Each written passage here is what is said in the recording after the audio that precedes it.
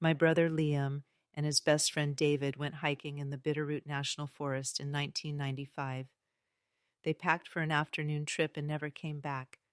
For 28 years, we've lived in that awful silence, the space where missing and dead overlap. Then last week, a park ranger found it, right on the trail they were last seen, a single freshly painted white door standing upright, attached to nothing. It's not a prank. It's a confession. If this story or the feeling of living with an unanswered question resonates with you, please leave a comment below. I'd like to know I'm not alone. My name is Chloe. I'm 44 years old now, and I'm a high school guidance counselor. I've lived in this town my whole life, not because I wanted to, but because I felt like I couldn't leave. Leaving felt like giving up on him. You can't keep watch if you're not on the wall, right? And for nearly 3 decades, I've been on that wall. I was 14 when Liam vanished. He was 19, and in that golden, infuriating space between a boy and a man, he was my protector, my tormentor, and my absolute hero. He was tall, had that terrible mid-90s haircut, and always smelled faintly of gasoline and wintergreen gum. He and David were inseparable, bonded by that specific brand of intense, silent friendship that only teenage boys seem to have. They were going to community college, working part-time, and spending every other minute planning how to get out of our small Montana town. That last morning, August 12th, 1995, was painfully normal. I remember I was angry at him. He'd finished the last of the milk, which meant my cereal was dry. I yelled at him. He just laughed, ruffled my hair, and said, "See you later, squirt."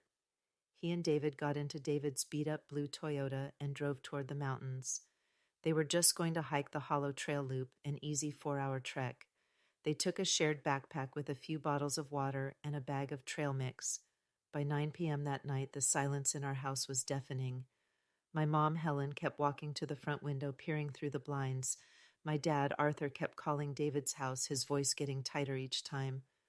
"Still nothing, Barbara," he'd say into the receiver, and David's mom would be crying on the other end. The search started the next morning. It was massive. Hundreds of volunteers, search dogs, helicopters. They combed every inch of the Bitterroot. They found nothing. Not a footprint, not a wrapper, not the backpack. It was, the lead detective said at the time, like they had been plucked from the sky. You don't just get over something like that. It doesn't fade. Instead, it becomes a part of your home's foundation. It's the crack in the wall you paint over, but you always know it's there. My parents, they fell apart. My dad poured every cent we had, his entire retirement, into private investigators. They chased down sightings in Oregon and Canada. My mom just folded. She'd sit in Liam's empty room just holding his baseball glove for hours. They died 4 years apart, both from illnesses that I'm convinced were just accelerated by grief. They died still believing Liam was just lost. I was the one left behind to manage the estate, to pack up the house, and to be the keeper of the missing file. For 28 years, my life was defined by their absence. Every time the phone rang from an unknown number, my heart would stop. Every time I saw a news story about remains found, I'd have to sit down. I've been telling this story, or versions of it, for so long that it almost feels like a script. I was the girl whose brother vanished. Then I was the woman whose brother was still missing. I've told it to police, to reporters, to therapists. Then 2 years ago, in the fall of 2023, everything changed. I wasn't called by the police. Not at first. I was at work, sitting in my office, listening to a sophomore stress about a history paper. My phone buzzed in my pocket. It was a text from a friend. "Chloe, isn't this near where—" Below it was a link to a local Facebook hiking group. The post was from a woman who had been up on the Hollow Trail. The picture was bizarre. Right in the middle of the path, surrounded by pine trees and rocks, was a door, a bright white 6-panel door, standing perfectly plumb in a simple wooden frame, secured by 2 concrete blocks. It was attached to absolutely nothing. It just stood there. The caption read, "Weirdest thing I've ever seen. Some kind of art project? It looks new. The paint is fresh." I dropped my phone. I started to tremble. My student asked if I was okay. I couldn't answer. It wasn't just a door. I knew that door. I knew the slight imperfection in the molding on the top left panel. I knew the exact placement of the 4 screws holding the hinges. And the doorknob. It was a simple round brass knob, slightly tarnished. It was the door to the linen closet in our old childhood home, the one that always stuck in the winter, the one my dad was always promising to sand down but never did, the one my mom polished with linseed oil, a smell I can conjure on demand. I fumbled for my car keys, mumbling something to my student, and ran out of the school. I drove straight to the sheriff's department. I must have looked like a lunatic. I was crying, holding out my phone to the deputy at the front desk, a young man who looked about Liam's age. You have to go there. I was breathless. The hollow trail. That door. It's him. It's my brother. He was kind but dismissive. Ma'am, we've seen the post. It's likely just like she said, an art installation. Or kids. We can't send a team up for vandalism. It's not vandalism. I was almost screaming. It's the door from my house. The house we sold 29 years ago. My brother disappeared on that trail. Don't you see? It's a message. It's a tombstone. I think it was the word tombstone that got him. He called in the detective on duty. Her name was Russo, Detective Maria Russo. She was all business, short hair, sharp eyes. She listened to my story, the whole 28-year-old script, without interrupting. Chloe, she said, her voice even, I know this case. I grew up here. I remember the posters. But a door, that's a big leap.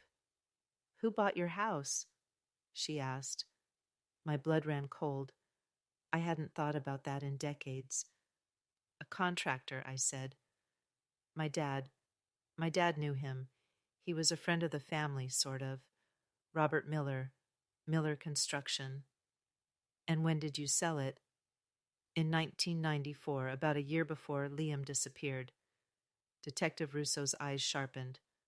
Robert Miller, she said, typing into her computer. He was on the original witness list. He was at the trailhead that day. He told police he saw Liam and David heading up. He was the last person to see them, I whispered. We stared at each other. The old, stale air of the police station suddenly felt electric. It's not an art project, I said.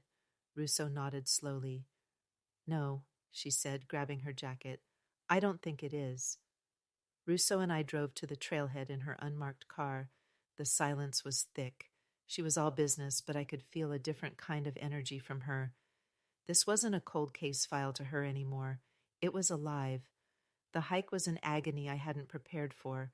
I hadn't been on this trail since I was a child, since before it happened.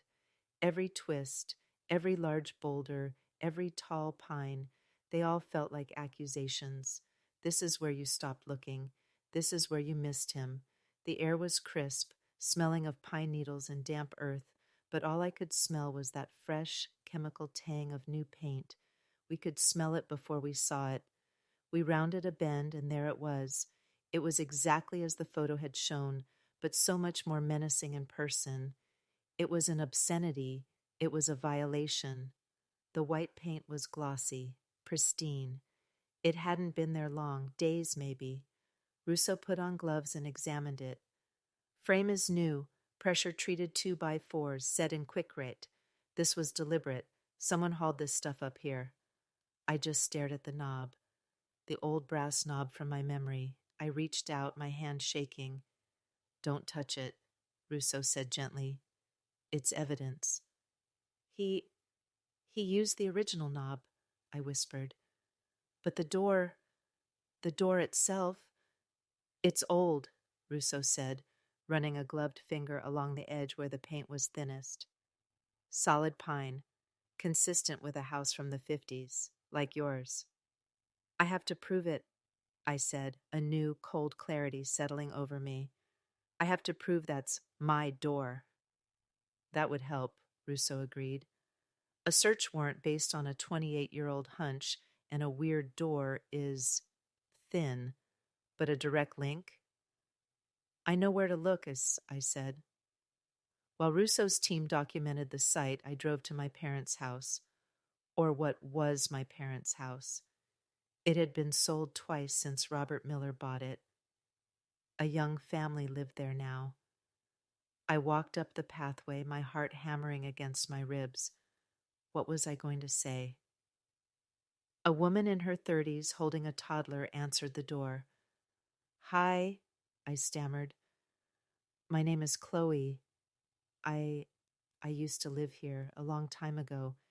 This is going to sound crazy, but can I see your linen closet? God bless that woman. She must have seen the desperation in my eyes. She let me in. We walked up the stairs, my old staircase. The carpet was new, the walls were gray instead of the old yellow, but the bones were the same. We got to the landing, and there it was, the linen closet. But the door was new. It was a cheap, hollow-core door, the kind you buy at a big box store. It didn't match the other doors on the landing, which were all the original solid wood 6-panel style. Oh, the woman said. Yeah, that door was like that when we bought it. The inspector said it looked like a replacement. I took a picture of the cheap door. I took pictures of the other original doors, showing the identical paneling, the identical hinges. I thanked her, my voice thick. I went straight from the house to the Hall of Records. I sat in a dusty room, scrolling through microfiche until I found it. The deed of sale. August 1994, from Arthur and Helen, my parents, to Miller Construction, LLC. I drove back to the station and laid it all out on Russo's desk. The picture of the door on the trail, the pictures of the new cheap door in my old house, the pictures of the other doors that matched, the deed of sale. He took it, I said. Robert Miller bought our house, and he took that door. Russo stared at the photos. He must have been renovating, and he kept it. For 28 years, but why? And why put it out? Why paint it now? He's getting old, I said, the words just coming to me. He's confessing, or I don't know. He's doing something. He's not just sitting. It's still not a motive for murder, Chloe, Russo said softly. It's creepy. It's a huge coincidence, but it's not a motive. What if Liam worked for him? The thought just exploded in my head.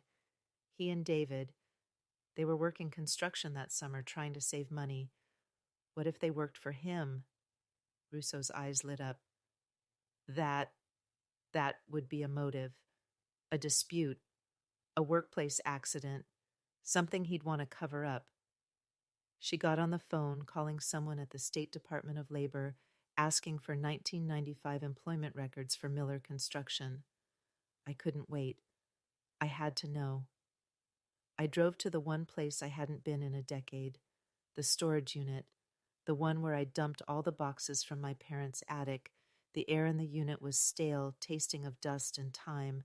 I spent 3 hours pulling open crumbling cardboard boxes, old tax returns, my mother's wedding dress, my father's army medals, and then Liam's trunk, the one he was supposed to take to college.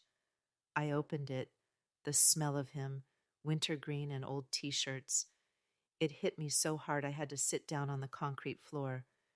There was his Letterman jacket, a pile of mixtapes, a copy of Into the Wild he'd been reading, and tucked inside the book like a bookmark, a pay stub, Miller Construction, LLC. Pay to Liam, my last name. Amount, $240.50. Date, July 28, 1995. 2 weeks before he vanished. My hands were shaking so badly I could barely dial. I didn't call Russo. I called the one other person who deserved to know. Barbara? I said when she answered. David's mother. Chloe? Honey, what's wrong? Barbara. Did David ever work for Robert Miller? There was a long, terrible silence on the line. Oh my God, she whispered. Yes. Yes, he did. Both of them. That whole summer, I'd forgotten that name.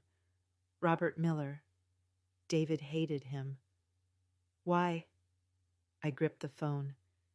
He said Miller was a cheat, that he was skimming their hours, that he owed them both money. A lot of money, David said. He was so angry. He said, oh God, Chloe, I remember it now, the day before they left. David said, I'm going to get our money tomorrow. Liam and I are going to meet him, and we're going to make him pay.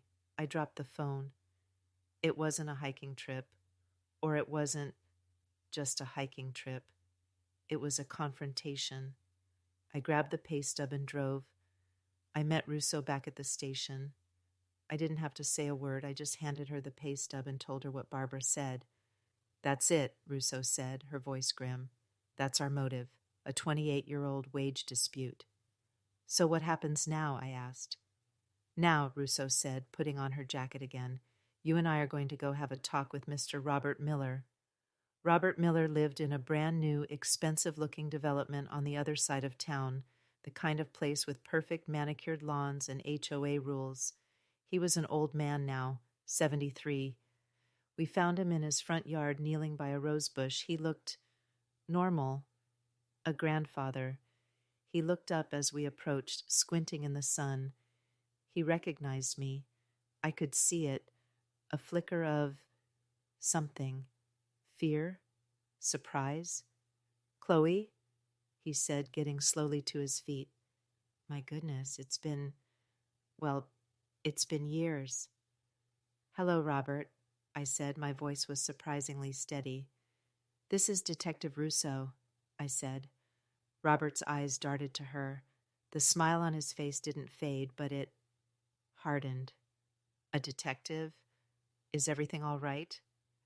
We'd like to ask you a few questions about August 12th, 1995, Russo said, her tone flat, the day Liam and David disappeared. Robert chuckled, a dry, papery sound. I told the police everything I knew back then. It was tragic. Simply tragic. I saw the boys at the trailhead. Wished them a good hike, that's all. You bought my parents' house, Robert, I said. I did. A fine property. Flipped it a year later. You renovated it. You replaced the linen closet door. The blood drained from his face. He knew. He knew. We knew. I renovate a lot of houses, Chloe. I don't recall every door. You owed them money, I said. It wasn't a question. They worked for you that summer. You were skimming their pay. They were going to meet you that day, not to go hiking, but to confront you, to get their money. Robert looked from me to Russo. He was trapped. The friendly old man mask was gone. His face was pale, his eyes wide with a panic that was 28 years old. That's not true, he stammered. They were good kids. We have the pay stubs, Mr. Miller, Russo cut in. We have David's mother's testimony. They were meeting you. What happened, Robert? He backed up, stumbling over his own garden hose. They were wrong. They didn't understand payroll taxes. They didn't understand business. They were just kids. What happened? I shouted, and this time my voice broke. Where's my brother, Robert? We have a team at the Hollow Trail right now, Mr. Miller, Russo said, her voice dropping, lethal and quiet. At the door. We're excavating. We're going to find them. What you say right now just determines how this goes for you. That's what broke him. The word excavating. The thought of them, unearthing his secret. He sat down hard on his perfect lawn, right next to his award-winning roses, and he began to cry, a dry, awful, racking sob. I didn't mean to, he whispered. I lost my temper. He told us everything. It poured out of him. A 28-year-old infection finally lanced. He had met them there. He thought the mountains would be a quiet place to talk sense into them. But they were 19. They were full of righteous anger. They threatened him. They were going to report him to the state, to the IRS. They were going to ruin his new business. David shoved me, Robert whimpered, staring at his own hands. He shoved me, and I fell back against my truck. The, the door was open. My tools. He'd grabbed a tire iron. He'd swung it. He hit David. He said David just dropped. Liam, my brother, my protector, Liam jumped on him, and Robert hit him too. It was over in 30 seconds. He panicked. He was alone. He drove his truck up a nearby fire road as far as it would go. He dragged them one by one off the trail into the woods. He dug all night. He buried my brother and his best friend in a shallow shared grave. He was about to leave. The sun was coming up, and he saw it. In the back of his truck, wrapped in a blanket, was the linen closet door from my house. He'd pulled it that week, intending to take it to the dump. I don't know why I did it, he cried. I looked at the ground, and I looked at the door, and I had to close it, put a door on it, to keep it shut. He'd hauled it up and set it over the grave. And you've been, what? Russo asked, her voice filled with disgust. Maintaining it? He nodded, wiping his face. Every few years, the wood would rot. I'd have to build a new frame. And this spring, I'm sick. My heart, the doctor said, not long. I wanted it to be found. I wanted it to be. I'm sorry. I'm so sorry. I wanted to paint it one last time. Make it clean. He wasn't confessing. He was bragging. He was a murderer, proud of his bizarre, twisted memorial. As he was finishing his story, Russo's radio crackled. Detective, a voice said, "What, we found them." They brought Liam home. What was left of him. We buried him 28 years late in the plot between our parents. Barbara buried David next to him. It's been 2 years since that day. 2 years since Robert Miller was arrested. He died in prison 6 months ago, before he could even stand trial. The silence I lived with for 28 years is gone, but it's been replaced by something else, a stillness. The missing is gone. The dead is all that's left. The hollow space in my life finally has a shape. It's the shape of a 6-panel door. I'm 44, and for the first time since I was 14, I feel like I can finally leave this town. I can finally let Liam rest. I have to ask, if you were me, could you ever forgive a man like that? Or is some grief just too heavy to ever set down? Subscribe if you believe every truth, no matter how deeply buried, eventually finds its way to the surface.